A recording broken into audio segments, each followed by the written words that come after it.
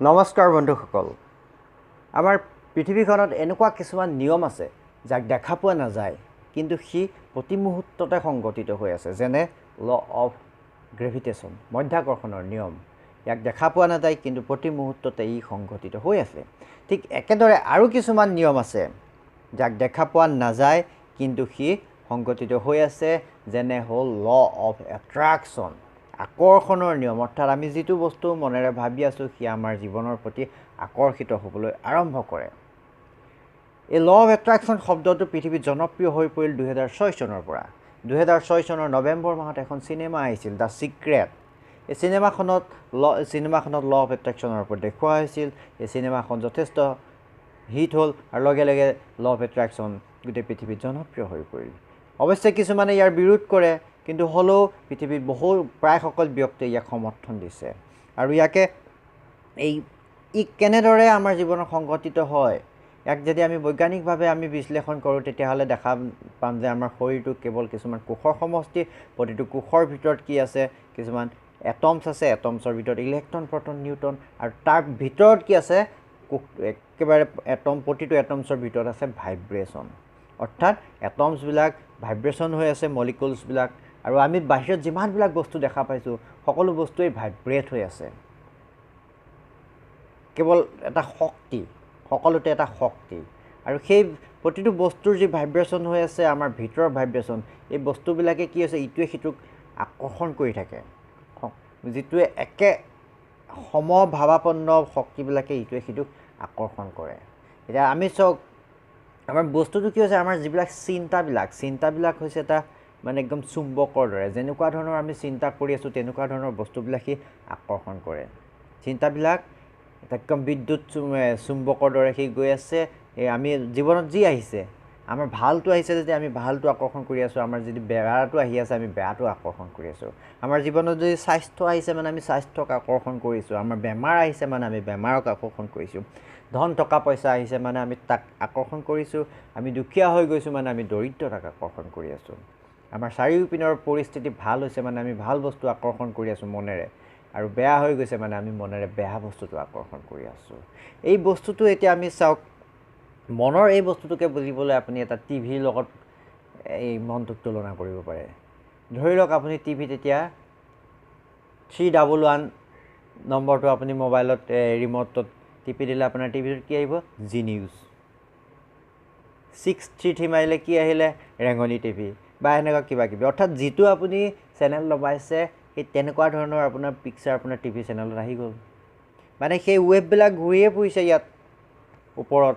আপোনাৰ কাম কৰিছে, আপুনি ৰিম'টত সেই নিৰ্দিষ্ট সংখ্যাকেইটা টিপি দিয়াৰ লগে লগে আপোনাৰ টিভিত সেই চেনেলটো আহি গ'ল।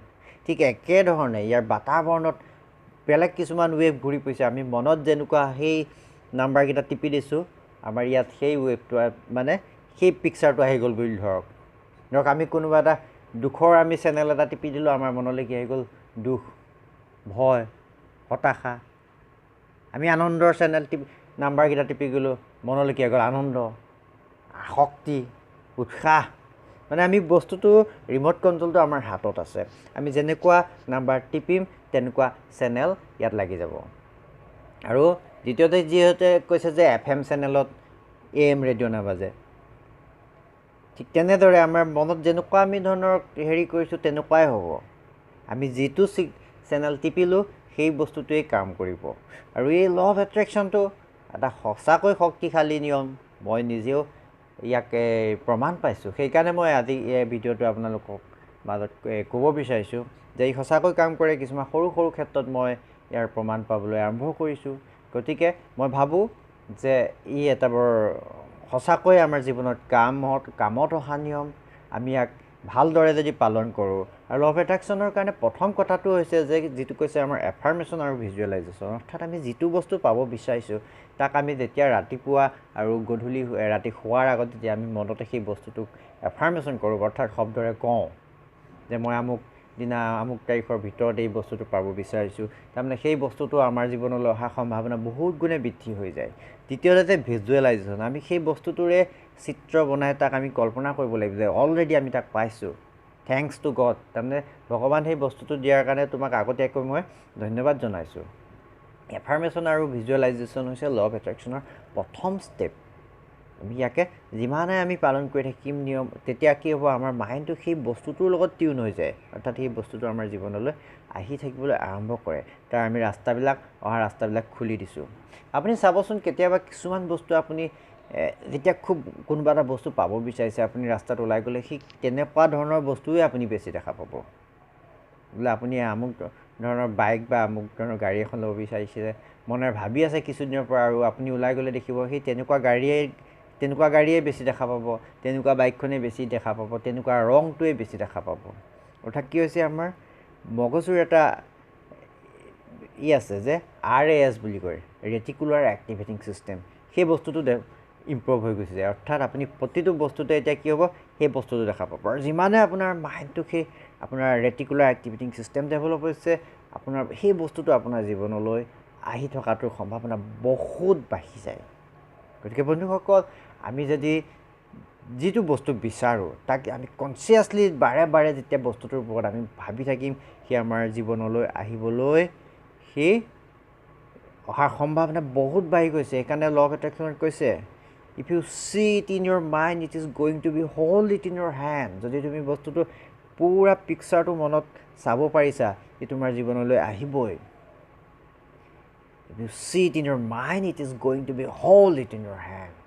গতিকে আমি বিচৰা বস্তুখিনি আমি মনতে এফাৰ্মেশ্যন, ভিজুৱেলাইজেশ্যন। দ্বিতীয়তে আৰু এটা কাম কি কৰিব লাগে, যে আমি কি বস্তুটো বিচাৰিছোঁ তাক আমি লিখি থ'ব লাগে, লিখি পেলাই চাব লাগে।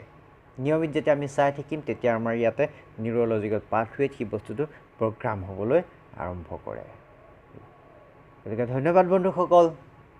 আশা কৰিছোঁ ল অফ এট্ৰেকশ্যনৰ কথাখিনি আপোনালোকে বুজি পাইছে, আৰু ইয়াৰ বিষয়ে ভালকৈ আপোনালোকে জানিবলৈ হ'লে আপোনালোকে দ্য ছিক্ৰেট চিনেমাখন আপোনালোকে চাব পাৰে, নহ'বা দ্য ছিক্ৰেট কিতাপখনো আপোনালোকে পঢ়িব পাৰে। এই চিনেমাখন চাব পাৰে, নহয় কিতাপখন পঢ়িলে আপোনালোকে ইয়াৰ বিষয়ে আপোনালোকৰ যথেষ্ট আপোনালোকে ধাৰণা তৈয়াৰ কৰিব পাৰিব যে প্ৰকৃততে কি হয় ল অফ এট্ৰেকশ্যন আৰু ই কেনেদৰে কাম কৰে। গতিকে আজিলৈ ইমানতে সামৰিছোঁ, আৰু আশা কৰিছোঁ আপোনালোকে ভাল পাইছে। যদি ভাল পাইছে, প্লিজ লাইক কৰিব, শ্বেয়াৰ কৰিব, ছাবস্ক্ৰাইব কৰিব, লগতে কমেণ্ট কৰি জনাব কেনে পাইছে। মই এনেদৰেই আপোনালোকৰ মাজলৈ নতুন নতুন জ্ঞানৰ বতৰা লৈ আহিম। ধন্যবাদ।